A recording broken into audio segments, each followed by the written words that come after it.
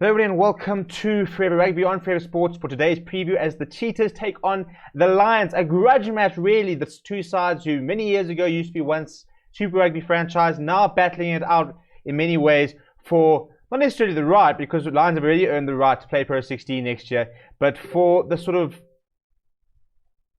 almost not necessarily moral high ground, but almost to sort of earn their stripes really. So the Lions have got an opportunity this weekend to build their lead in terms of the log on the Cheetahs, as well as sort of make that statement once again that they deserve to have been backed by Sorry like they have for the Pro 16, whereas the Cheetahs are still fighting to try and prove that they didn't deserve to be sort of shunted in many ways to whatever competition they're going to move. Talks about going to the US, talks about going to a Rush competition. SA Rugby had initially said they might join the Sanzo competition, whatever the Sanzo competition is. But yeah, this weekend, either way, the sides will have a chance to go one-on-one and just be able to prove to each other, to SA Rugby, and to everyone which is the better side. Obviously, this game was postponed last time with the COVID outbreak within the Lions camp, which saw the game called off at like 12 o'clock, just a couple of hours before the game was due to start, which caused quite a lot of backlash. And since then, we've seen, thankfully, a lot more decisiveness in terms of calling off games itself. Before we look at the teams, please do subscribe to the channel, bottom right hand corner there. Smash like on the video as well. Jump in the comments, give me your score prediction. I'll give you mine at the end after we go through all the teams. Without any further ado, let's look at the Cheetahs, who have pretty much named an unchanged side. The only players who have come in, there are three players that have come in, and that is Aiden Davies, Jacques Totoy, and William Small-Smith on the wing. So you look at the pack, and I think that the loose trio is very good. And Ndisa Nsile versus Jaco Creel is going to be probably the biggest battle of the day. But Jandre Rudolph's also playing some very good rugby. But if you look at that backline, there's a lot of talent in that Cheetahs backline. Tian Meyer, Tian Scruman are playing good rugby. Roscoe Speckman, William Small-Smith are very much informed players, and will punish the Lions if they're not careful. Clayton Bromwich, probably the best counter-attacking fullback in the country, even when Warwick Galan's playing. I just think Clayton Bromwich, if he's got a bit of space, he will punish any side. Very, very good player, very devastating on the attack. And then Frans Steyn, so much experience inside centre, and Howard Misi, who will want to make a point against his old franchise itself. And then on the bench, the likes of Hugh Swanepoel comes into the bench as one of the changes, as well as Marnus van der Merwe, who comes in as a hooker replacement. Apart from that, a pretty standard bench there from the Cheetahs, who will be, I think they'll fancy themselves, to be honest.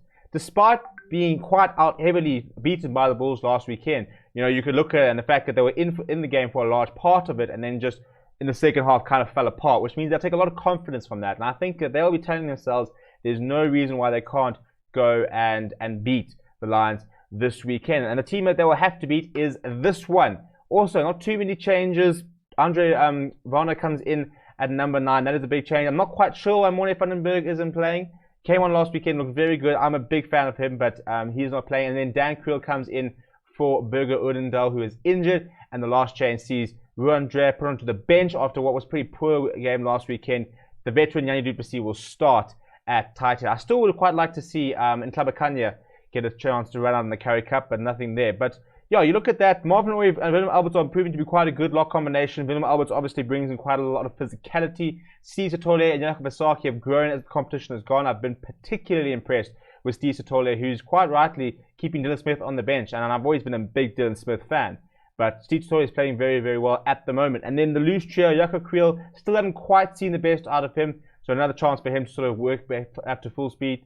Vincent Tuka, very great prospect. I'm a big fan of him. Len Bassane, nothing flash about him, does the hard yards. And then the back line, also a lot of talent in the back line. Courtney Skossan, Stian Pienaar, also two very informed wings. You've got the raw pace of Courtney Skossan and the power of Stian Pienaar. So quite a different sort of matchup between those two. Dan Creel, we know what he brings. He's big, he brings a lot of physicality. And then Similani, who's not necessarily the opposite, but very quick feet, very good step on him. Very, very exciting. I love watching him with the ball. You get these sort of players like a Cheslin Colby, for example. When they have the ball, something happens. You just know something's going to happen. And he is like that. And then obviously last weekend's hero, Tian Swanepoel, retains the number 15 jersey. On the bench, Jan Henning Bekamper, Dylan Smith, Rondre, Reynard North-Nagel, Willem van der Sluys, Morne van den Berg, Manuel Ras, and Rudolph Smith.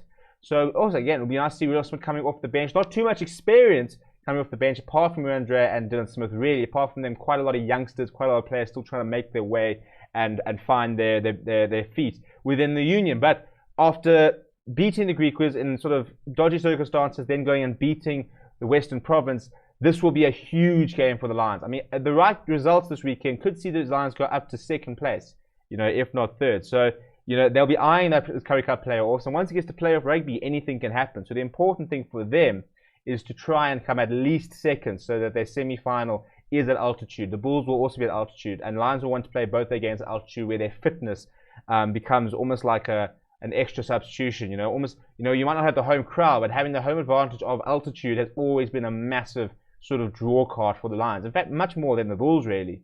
The Lions have always just managed to, in that last 20 minutes, be able to really go after a side, which will hopefully won't be the case this weekend because we're playing in Bloemfontein, so it won't be as sort of effective. But when it comes to the playoffs, they'll definitely be thinking about that, and as a result, need to win games like this to try and get into that top 2. So I'm going to go Lions by 10. We will be doing a live watch along, by the way, of the game 4:30 on Saturday, so make sure you come and hang out there and watch it with us and see what's going on there. I'm a Lions fan, so I'm going to have to back it. And full disclosure, I'm not going to be very neutral on Saturday. It is my side, and you know what? Neutrality can just be fake at some stage. So I'm all in for the Lions. So for the Cheetahs fans, come and we can have a bit of a rivalry on Saturday. For the Lions fans, let's come in and support them on Saturday. But we're just going to chat a lot of rugby and chat what's going on in the various unions during the match and just interact. And we had a really, really cool live watch along last time. Lots of people tuned in. A great chat. It was a lot of fun, and I'm really looking forward to it this weekend. So please do subscribe to the channel, smash like on the video. Let me know what your SCALP predictions are in the comments below, and I will chat to you over the weekend.